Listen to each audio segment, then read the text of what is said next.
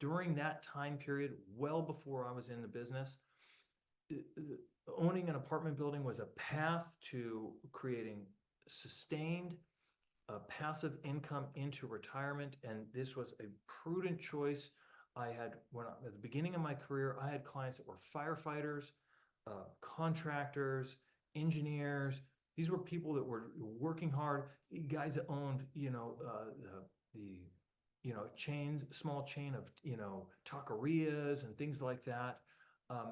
These were people who worked hard, saved some money, invested in their own economy, provided housing, were reasonable people, and they were not looking to squeeze every dollar out of every tenant.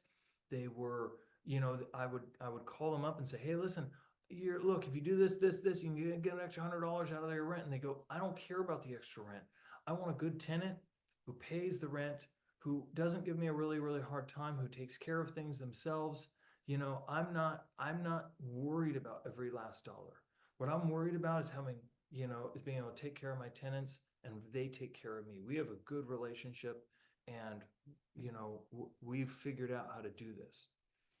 And in the last 10 years, that relationship and that conversation is gone, and it's just completely died.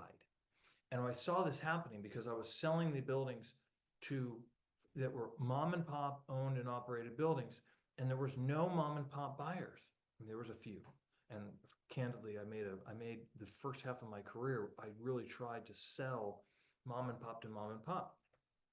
But more and more, the only buyers are large family offices and syndicates, large syndicates that have the bandwidth and the sort of legal apparatus to support the increasingly high liability and the regulatory brain damage of operating and owning these properties. So, there's so many things you've got to do just to be in compliance, just to have the right to collect rent today, right? If you don't do everything correctly, and I don't even know all the things, I'm a landlord, I still don't know all the things that I'm supposed to be doing to collect rent legally. But you got to post this, you got to do this, you got to register here, there's a litany of things that you need to do in order to be in compliance, to have a legal right to collect rent, and then have a legal right to evict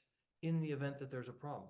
And that just makes it makes it untenable for a young working professional or middle-aged or even a retired working professional to want to take on and learn that curve. They're going to hand it over to a property management company that's going to take a fair amount of their profits, or they're just not going to do it. And that's basically what's happening. They're just not going to do it.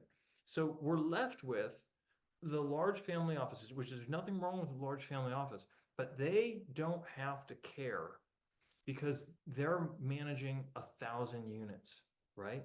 And so they have got an infrastructure.